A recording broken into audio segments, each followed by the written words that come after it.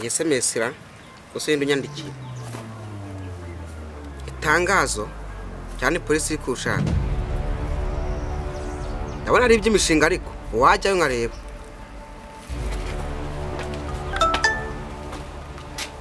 message habara abatari hibu cyangwa abateka mutwe sha cyari imishinga ngo ndajyayo cha semba besha ndajyayo tu kimeshaze n'ikikira abana ari ikimurika imishinga sibo wajyeho nkajya kureba ko bamfata nangera apo reka njyeyo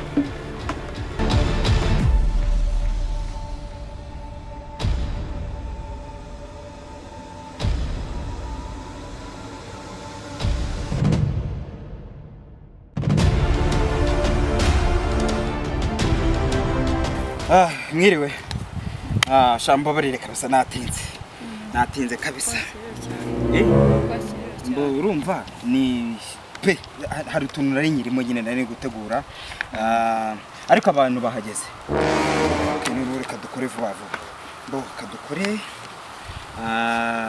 noneho nizere ko wabavugishije se oya okay reka none tubavugisha kwa jina la Yesu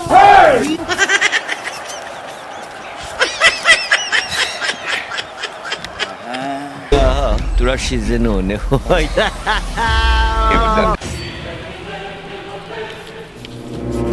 wa mbere naze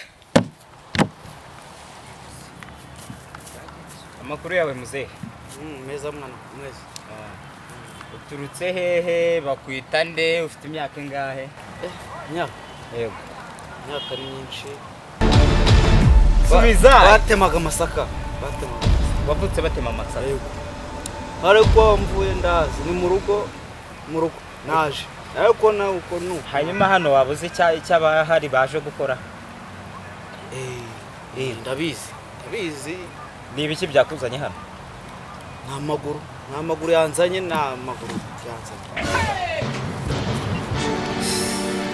ndakubaza ni iki cyakuzanye hano nta maguru ariko na njyewe waje kureba ibyacu barambwiye kuri telefone yanjye ku message baravuga ngo imishinga ibintu n'ibyo waje mu mishinga mbo bakwita nde nitwa Sayinzoga njyewe nako banyita nitwa Sayinzoga okay mu pasting Sayinzoga bite byiza mukobwa byiza makuru ni meza none se hano ucyakuzanye nakize naje ramaguru njye nago nateze soro mbaje cyanzanye mukuru nahageze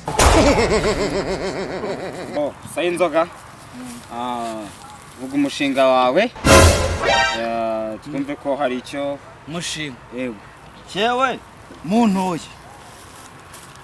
mu myaka myinshi twavutse banywa tuvuka duhane inzoga enzagwa byose none rero leta nshinga abantu bazaba banywera nakagira umuntu wicwa n'ingwa asinde umva nkuko bishaka nta cyose ariko burano kuvuga ngo tunyweye akiza nkacyo jewe ni kwa Sayinzoga navutse kamaze nkubaze muze harya ngo bakwita Sayinzoga kambaze nkubaze ikintu kimwe umushinga wawe uri ikifogopogo uri ikitundayi uri ikiki umushinga wawe urumva wageza kubana iki urumva icyo niyihe mu nago kunywa na Yesu yashyizemo vino munywe vino tukanywa we iki cyo kiruzera naga muze kambanze nkubwire kunywa ngo muze widutesha umwanya igihe nyuma y'igihe sije nyuma y'igihe nacyo ni igihe nimba ari n'igihe subirayo turaza kuba tuguhamagara wasinze ariko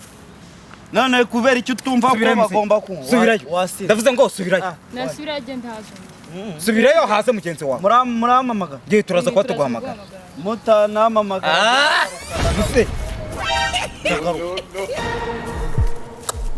bisasa by'iki gihe undi naze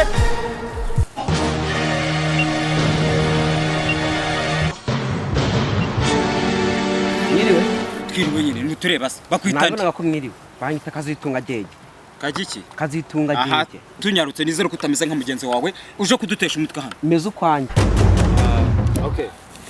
Ikikuzanye hano urakizi? Itangazo ndarizi. Okay. Umushinga wawe ni uwuhe? Urumva umushinga wawe wazafasha iki abantu? Umushinga. Tubwire umushinga wawe. Okay, kuva kera njye nafite umushinga. Ariko narawusazanye. Nafite umushinga wo kuzatungura mama na papa. Ngabakora akantu ka surprise, amandazi, ibigage. Bakasinda. Komeza. Bamara gusinda bagaserebura. Mama na papa irindazi, umusururu, ibigage. N'umushari. Buretse gato. Utonya kuri tashanda. What? Menye ko ari njye uri gukoresha itaza mva nkubwira. Ubundi uracyabihwanye? Iwanyu nagumaga. Aho ta. Business yajemo abasasa. Subiraho turaza kuguhamagara. Genda bugiye turaza kuguhamagara. Gute ngenda utamaye igisubizo kandi naje kugagaza iki umushinga. Hano turi kwandika amanota yawe, genda turaza kuguhamagara. Ega no kwijijisha wabonye ko ari umushinga muzima.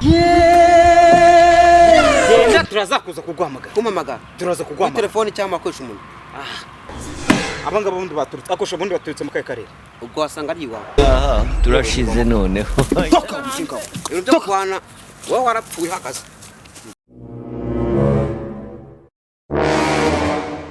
Undi naze.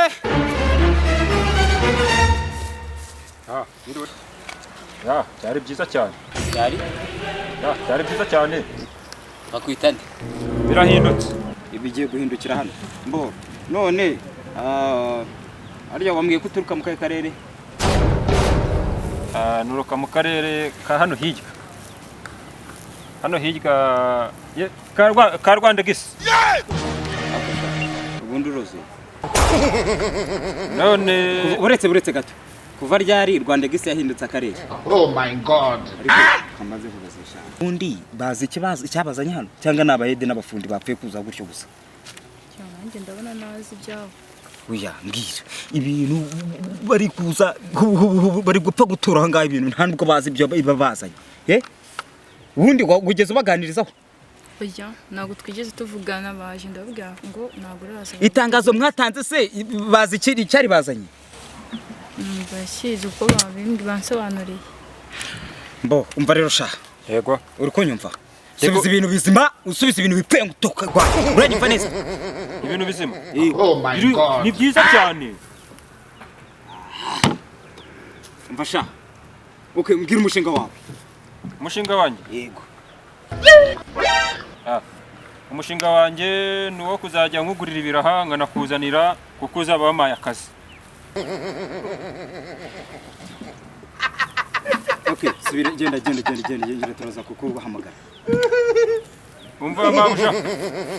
Umbwirire uno mupatoro amakazi nawe nzakugurira kariso y'icyuma. Cyane gose imwe izagifunga neza fresh. Ubundi uruzuye. Genda. Ibindi bikuze batabijyana imageragere ubundi. Toka. Nibagiwe iwacu ni mageragere. Yewe wanza utorotse mageragere koko. Genda hariya sha, subira hariya mu bandi. Subira mu bandi. Ariko muramamagara. Subira mu bandi turaba tuguhamagara. Nta kibazo. Subirayo. Umva wowe ngurire mitsingi naje. Subira mu bandi ahantu. Wowe uko warebye abantu bose twagiye tubahamagara bakazana imbere. Ugeze ubona hari ikintu kizima basubiza abavuga hano. Mbwira uyu mushinga wawe wita umushinga nyabaki. Baguta umushinga ki? Reka mbwira. Umva rero nkubwire ukuntu ibintu bigomba kugenda. Kwigendere turabwira company ko nta umushinga bagusubike bazongera batangira irindi tangazo. Haje ingegera mayibo ibigoryo bimara ibicucu. Twagiye ahubwo twigende twitahire.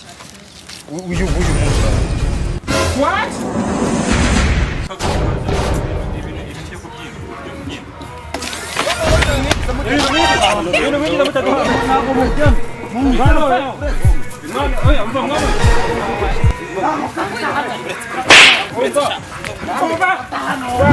Majina na Yesu.